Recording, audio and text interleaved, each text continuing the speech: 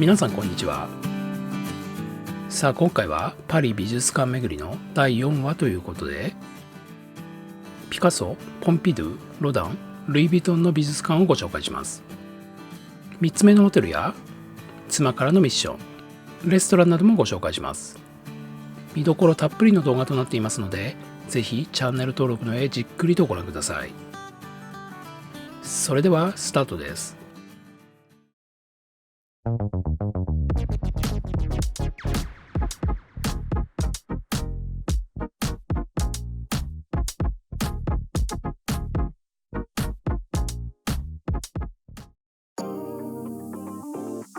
今回は地下鉄で行ってみることにしました。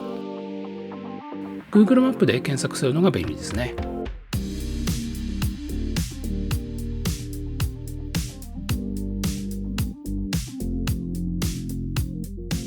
今回は1回ごとのチケットを購入。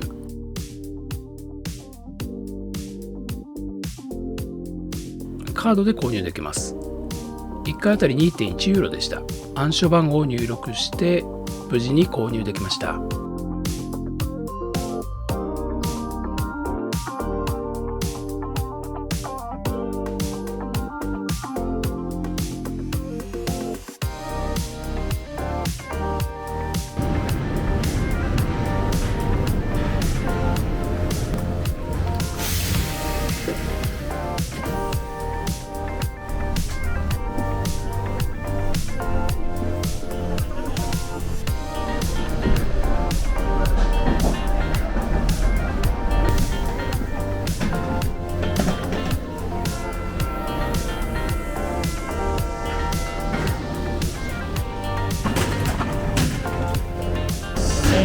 セントセバスチャン出口2番。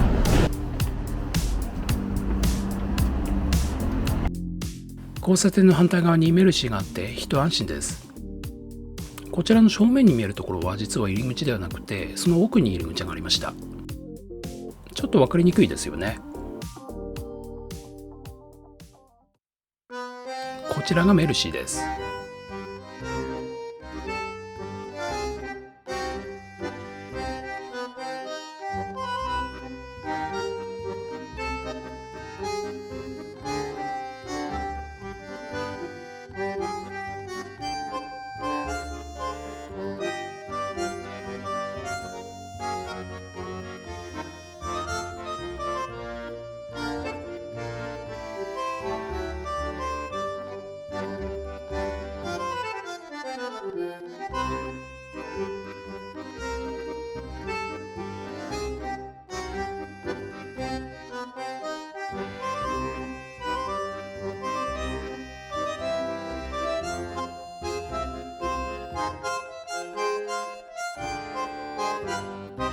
35ユーロ。30、あ、本当だ、5000円ぐらいする。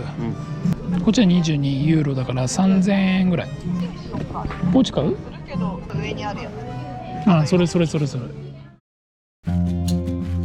メルシーから徒歩6分、ピカソ美術館にやってきました。パブロ・ピカソは世界一多数の作品を残した画家と言われています。美術館には彼の絵画だけでなく、彼が収集した作品も収めており、収蔵数は約5000点に及びます。建物は17世紀沿税徴収官の邸宅であったことからオテル・サレと呼ばれます。美術館の開館は1985年、2009年からの改修工事を経て2014年にリニューアルオープンしました。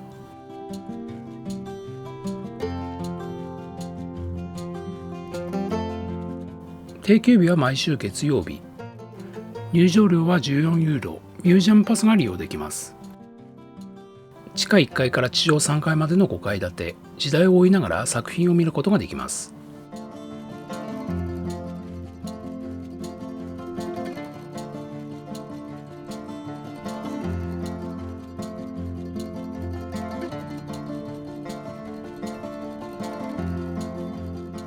まずは壁が青いお部屋。こちらは青の時代と呼ばれるピカソの初期の作品が展示されています。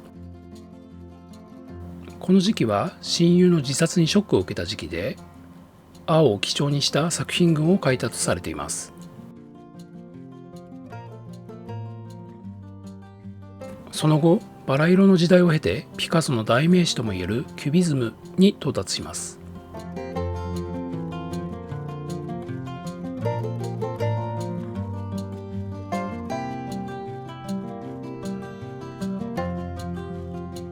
キュビズムとは対象をいろんな視点から見て一つの角度に収める芸術様式とされています。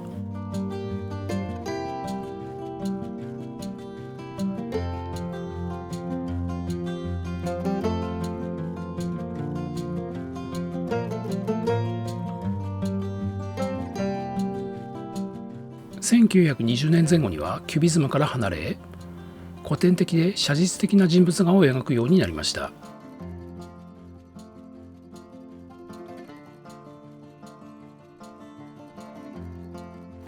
その後、ピカソはシュルレアリスムと言われる作風に傾倒していきます。想像力が駆使された超現実主義的な手法と言われます。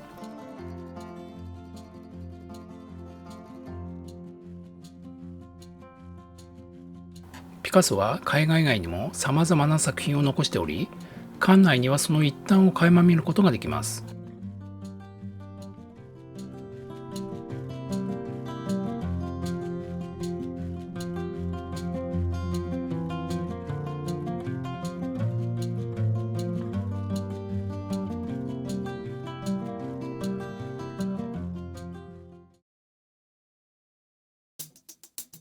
続いてピカソ美術館から約1キロ、ポンピドゥセンターへやってきました。近代美術館のあるポンピドゥセンターは、当時のポンピドゥ大統領の構想で建設された近現代芸術の総合施設です。近代美術から最新アートまで展示されており、大変人気があります。所蔵作品数は10万点以上と膨大で、ニューヨーク近代美術館に続く世界第2位の数を誇ります。ルーブル、オルセーとの違いは年代の違いです。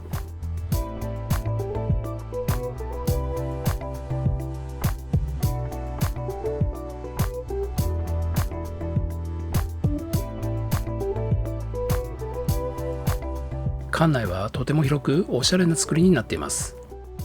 美術館だけでなく映画館、レストラン、本屋などいろいろな施設が入った複合施設となっています。7階建てで5階と4階の一部を国立近代美術館が占めています。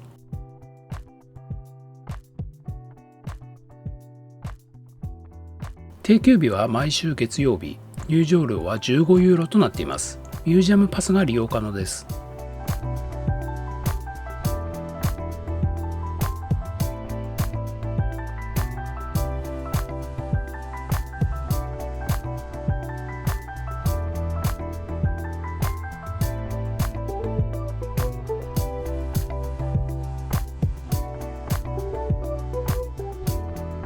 5階はマティスやピカソなど近代芸術が展示されているメインのホールです。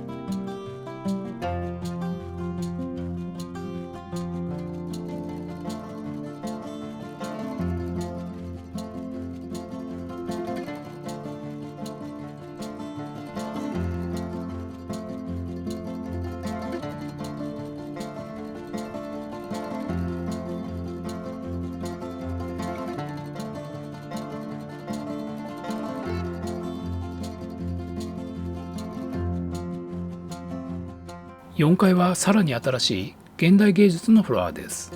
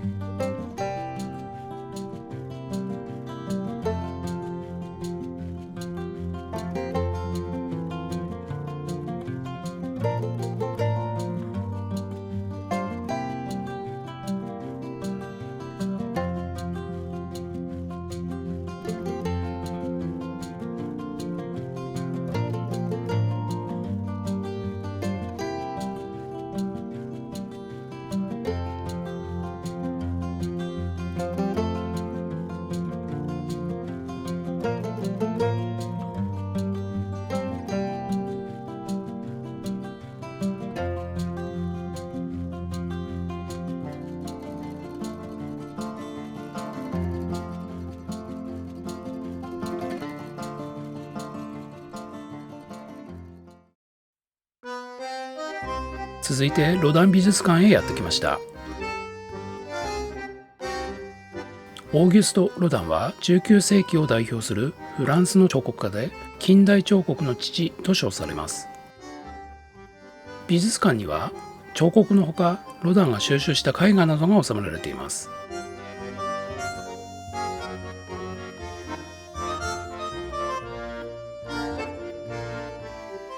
定休日は毎週月曜日、入場料は10ユーロ、ミュージアムパスが利用可能です。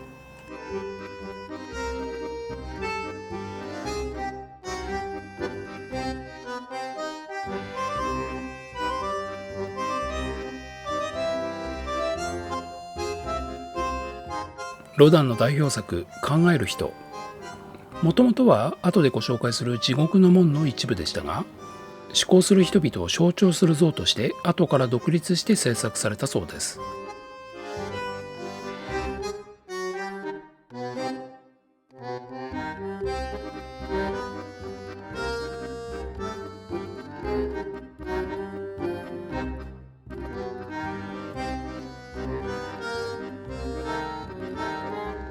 庭園には見どころがたくさんありますよ。こちらも地獄の門から独立した3つの影、同じポーズをとる3体の彫刻を組み合わせています。極限以上に曲げられた首は人間の絶望を表現しているとされます。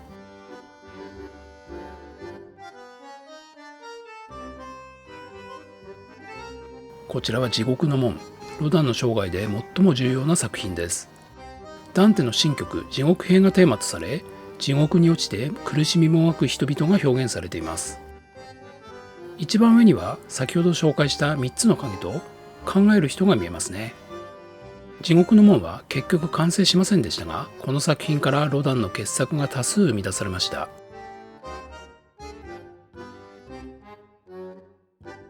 こちらはカレーの市民。カレーはフランス北部の都市名です。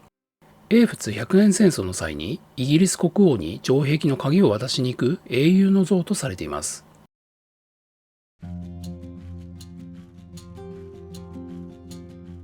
ロダン美術館の開館は1919年、ロダンがアトリエ兼邸宅にしていた建物とされています。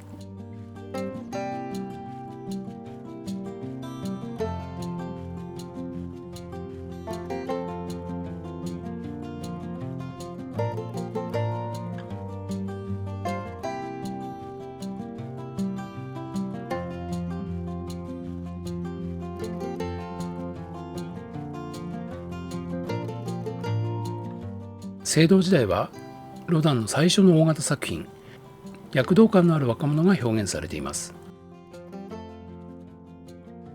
こちらは接吻、人類の普遍的な愛を表現する作品です。庭園にある地獄の門の模型です。館内には地獄の門の原型といえる作品が多数展示されています。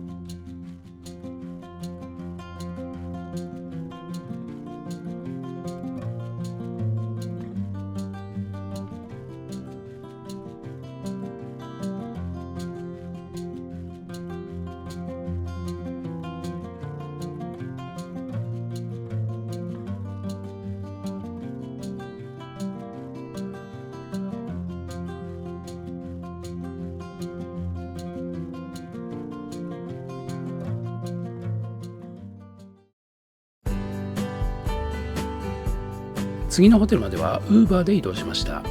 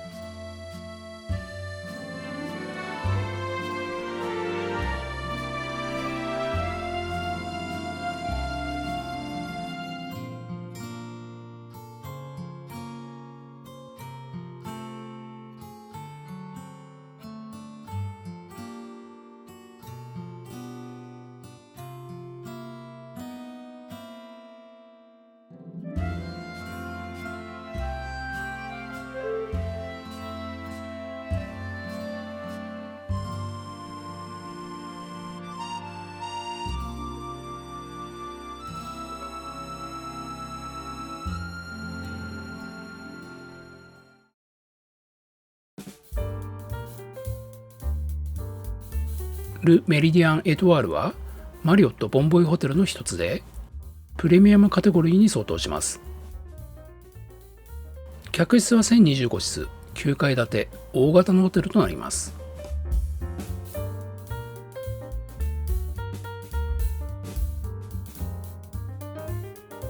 1972年、フランスの航空会社エール・フランスにより創業されました。個性的でありながらまとまりのあるデザインはミッドセンチュリーモダンと呼ばれる独自のデザインとなっています。観光に便利な地区にありながらリーズナブルな料金も魅力の一つです。フロントは入って左の奥にありました。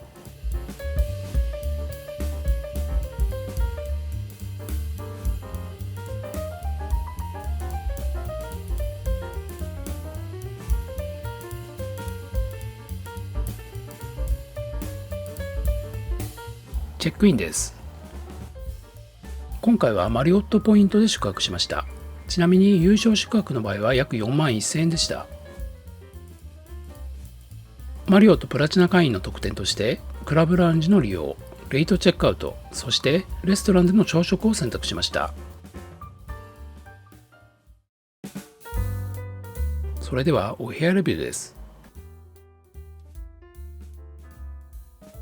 はい、今回のお部屋は4091号室、アーバンツインのお部屋になります。鍵はね、こんな感じのカードキーになってますね。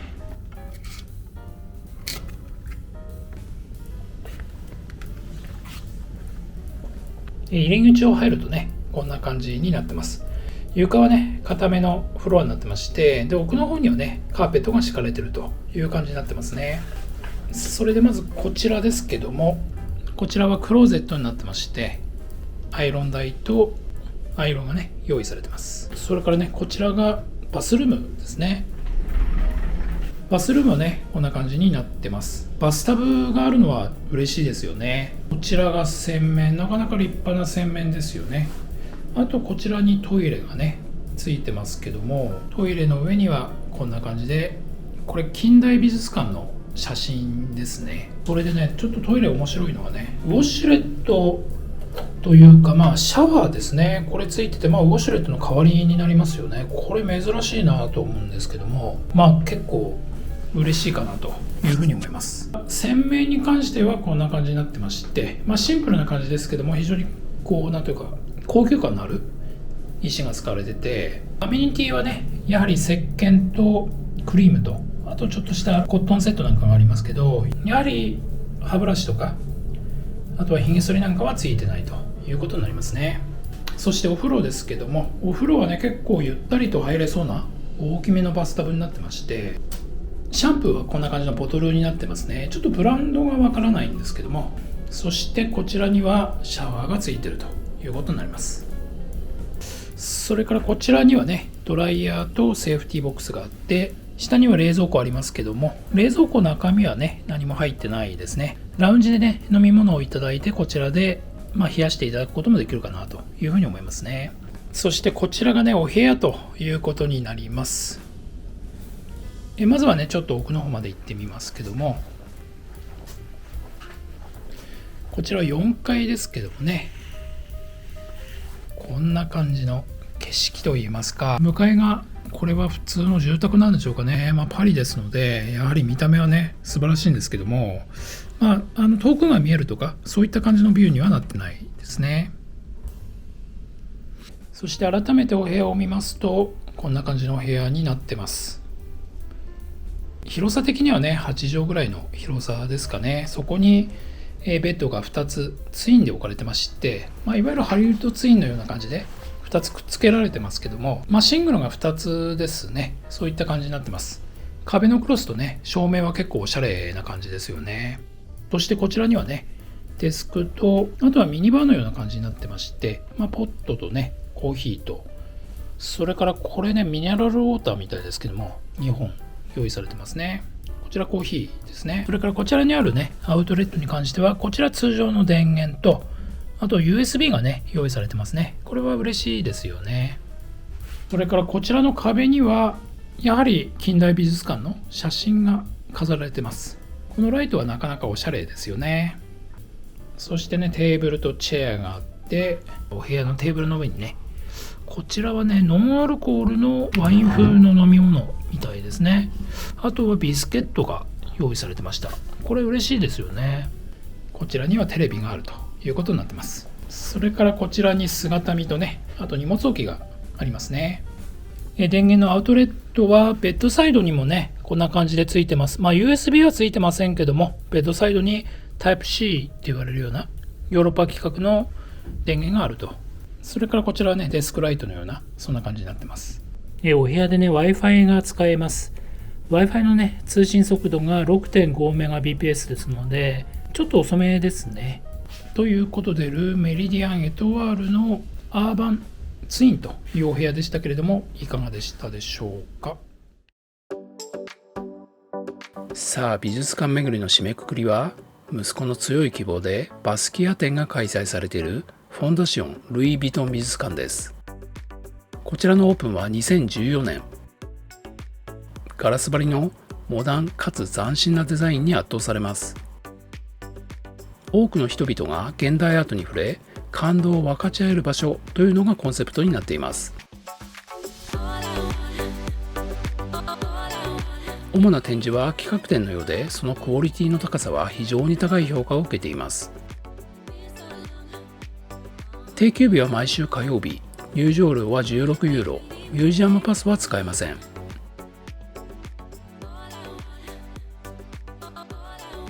館内はとても開放的で洗練されています。今回のお目当てはバスキア&ウォーホル、現代美術の2大巨匠のコラボ企画です。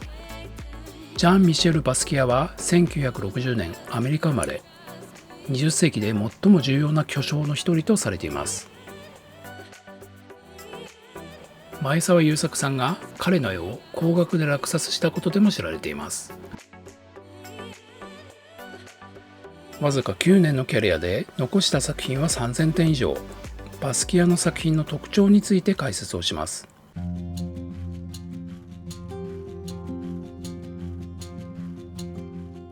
特徴の一つは骨や頭蓋骨など解剖学の要素を取り入れている点です。小さい頃に解剖の本をプレゼントされたことが影響していると言われています。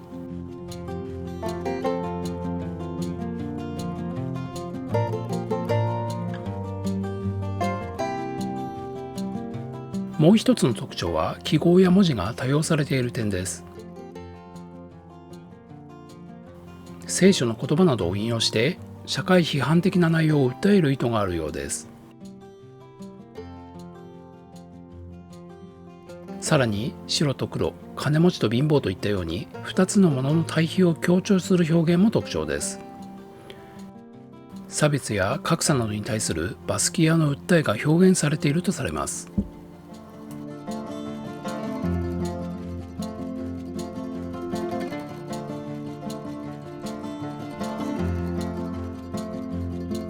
1983年にはアンディ・ウォーホルと知り合い、作品の共同制作もしています。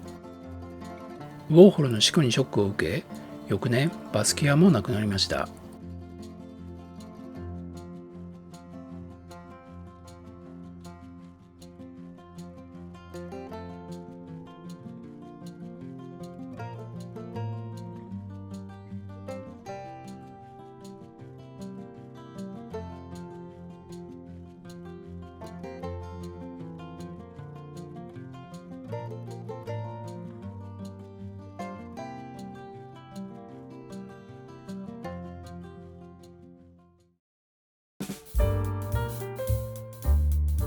では、ルー・メリディアン・エトワールのクラブラウンジをご紹介します。オープン時間は朝6時半から10時まで。食材は豊富ではないため、ドリンク中心で利用しました。暗証番号を入力して入室します。ラウンジは細長い作りで30人ぐらいのスペースです。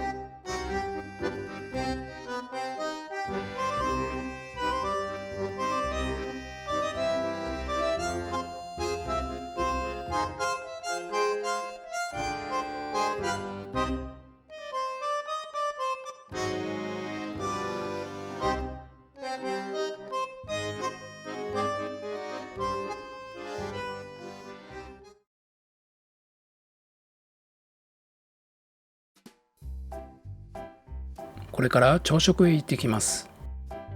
朝食特典はラウンジではなく通常のレストランでの朝食でした。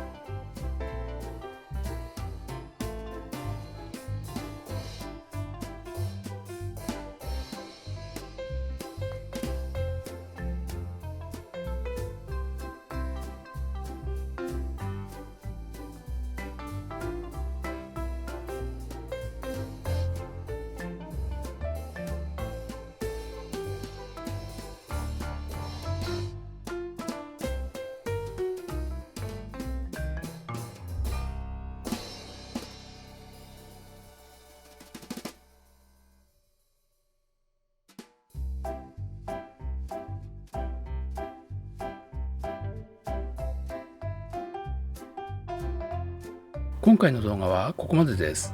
最後までご覧いただきありがとうございました。